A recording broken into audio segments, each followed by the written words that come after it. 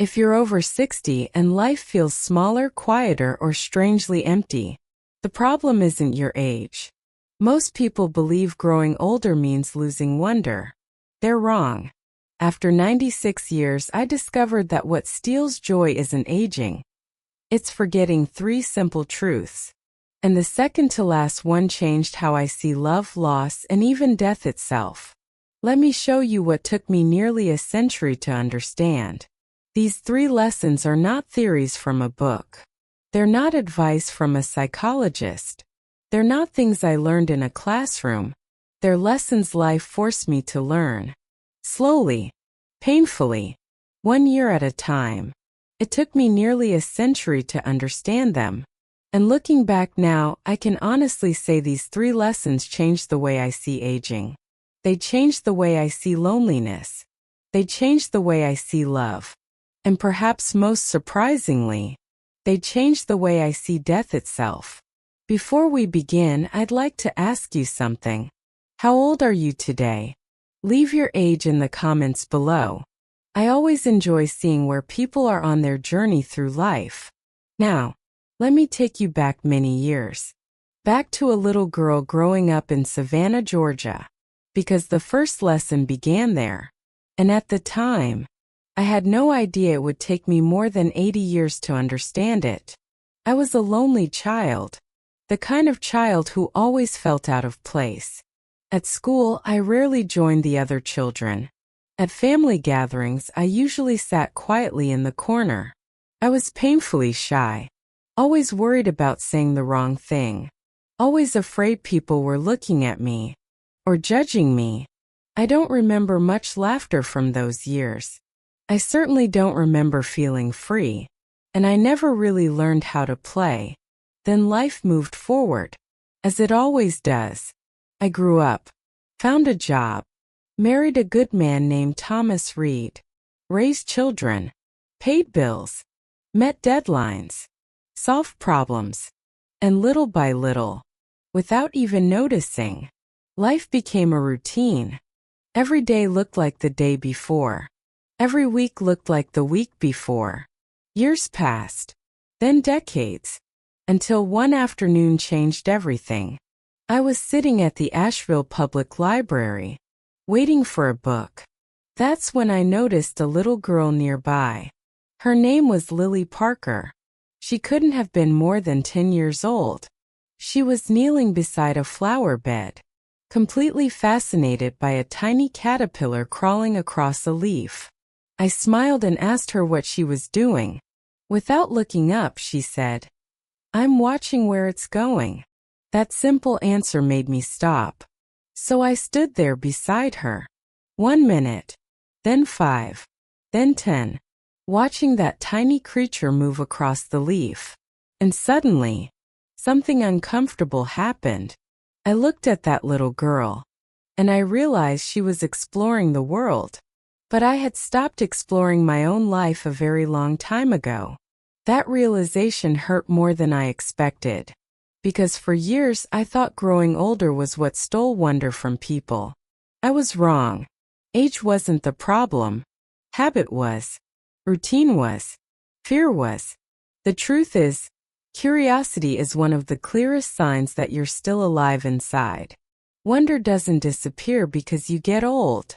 It disappears when you stop paying attention. Old age doesn't kill the child within us. We do.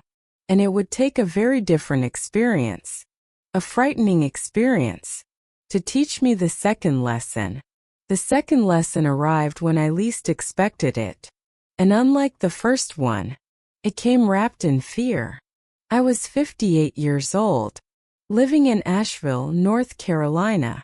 One ordinary morning, I walked into Mission Hospital for a series of tests. A few days later, my doctor sat across from me and said a word that changed everything. Cancer. I still remember the silence that followed. The room didn't move. But somehow the world did. For weeks, fear followed me everywhere. I couldn't sleep. I couldn't concentrate. Every small ache felt dangerous. Every morning began with anxiety. And every night ended with questions. Questions I didn't want to ask. Questions about time. Questions about unfinished conversations. Questions about whether I had already used up most of my tomorrows. Then there was the woman in the bed beside mine. Her name was Margaret Wilson. She was 73 years old. Thin, quiet, gentle. First we barely spoke. I expected advice. I expected stories. I expected someone older and wiser to tell me how to be brave. But Margaret never did any of that. She never lectured me. Never offered inspirational quotes. Never tried to explain suffering. Most days she simply smiled. That's all. A small smile. A calm smile. The kind of smile that seemed to say, I'm here too. Some mornings she would wave. Some evenings she would ask how I was feeling. Nothing dramatic. Nothing profound. Just kindness. Simple kindness. And somehow that was enough. The treatments continued. The weeks passed. Then one day Margaret wasn't there. A nurse quietly told me she had passed away during the night. I remember staring at her empty bed. The room suddenly felt larger. And much lonelier. Years passed after that. Then decades. But something strange happened.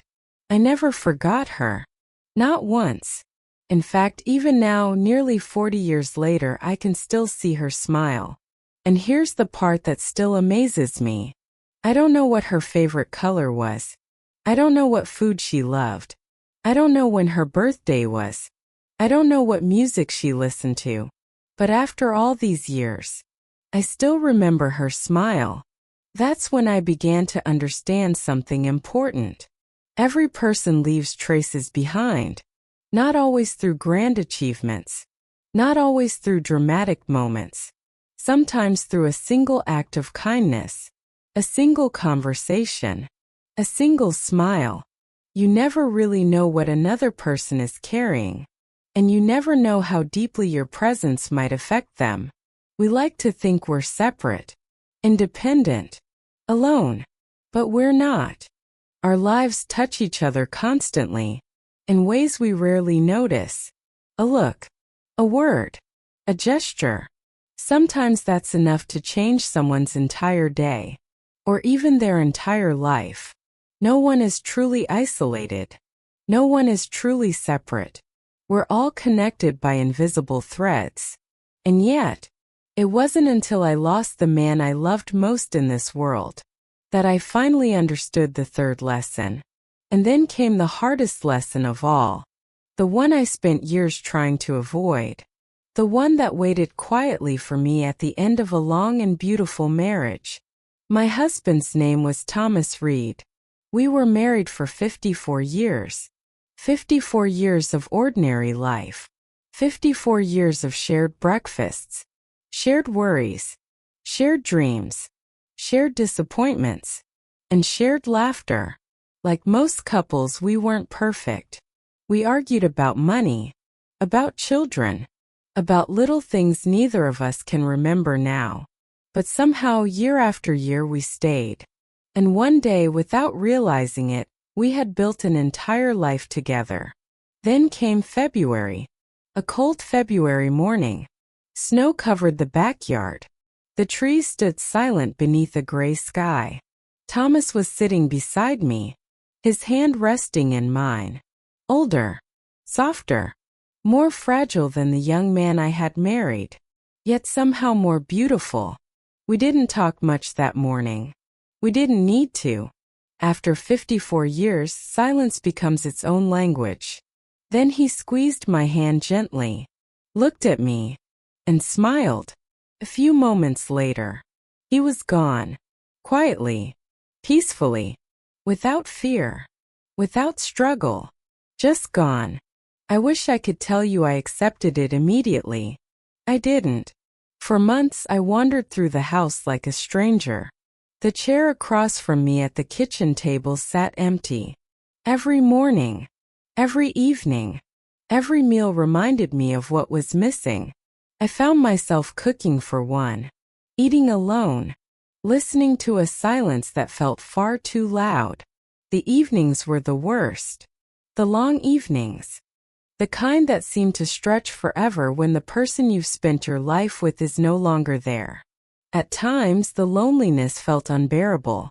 Then one afternoon, while cleaning a closet, I found an old cardboard box.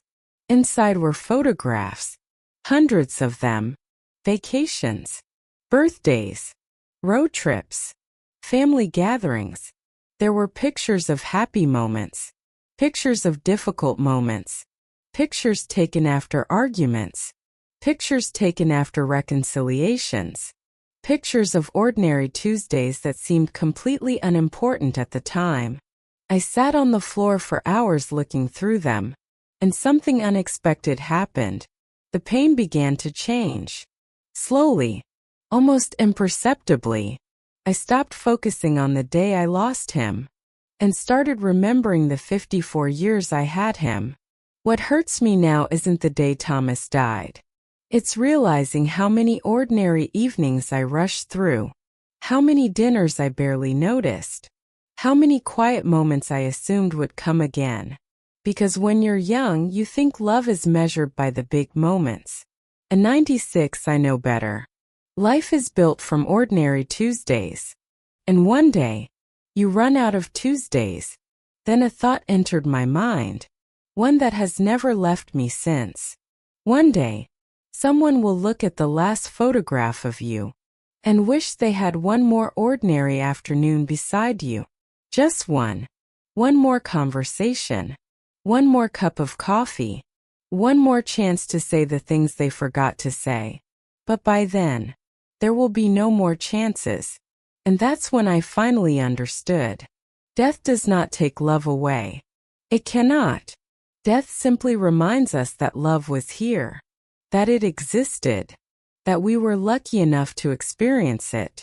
For years, I asked myself why Thomas had to leave. Now I ask a different question. How fortunate was I to have him at all? That question changed everything. Because gratitude can go where regret cannot. And when gratitude arrives, peace often follows close behind. And so, after 96 years of living, losing, learning, and beginning again, these are the 3 lessons I would leave behind. First, never stop being curious. Never lose the child inside you. The child who asks questions. The child who notices small things. The child who still finds wonder in an ordinary afternoon. Because growing older is inevitable. Growing numb is not. Second, remember that you are connected to more people than you realize. Your words matter. Your kindness matters. Even your smallest gestures matter. You may forget them, but someone else may carry them for the rest of their life. And third, don't spend all your time grieving what you've lost. Be grateful for what you were given, for the people who walked beside you, for the love you experienced, for the moments that seemed ordinary when they happened, and priceless once they were gone. I've lived nearly a century, and if I've learned anything, it's this. Life does not need to be completely understood. It only needs to be deeply felt. Before I go, I'd like to ask you something. If you're still here listening, write down one thing you're grateful for today. One person, one memory, one moment, anything at all. Because gratitude has a way of reminding us that life is still beautiful, even now. As for me, I don't know how many springs I have left. None of us really do. But I know this. Every morning I wake up is still a miracle. Every sunrise still feels like a gift. And perhaps true wisdom isn't knowing more and more. Perhaps true wisdom is keeping the ability to stand in awe of life, even after everything you've been through. And if stories like this bring you a little peace, a little comfort, or a little perspective, I hope you'll subscribe to Wisdom of Age and continue this journey with us.